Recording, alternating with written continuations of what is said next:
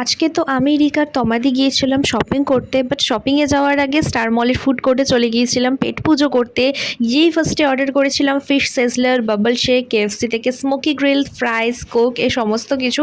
আর জানোই আমি bubble shake খেতে কতটা ভালোবাসি, আর তমাদিরও আজকে ট্রাই করে ভীষণই ভালো লেগেছে। আর দুটোতে আমাদের মন ভরেনি বলে আরও দুটো অর্ডার করা হয়েছে। তারপর গেলাম হচ্ছে শপিং করতে। শপিং করতে করতে তো মোটামুটি সন্ধে হয়ে গেল। তারপর আবার খিদে পেয়ে গিয়েছিল বলে বিগ বাজারের ফুড কোর্টে গিয়ে বার্গার, স্যান্ডউইচ সমস্ত খাওয়া দাওয়া করে শপিং কমপ্লিট করে চলে এলাম যে যার বাড়ি।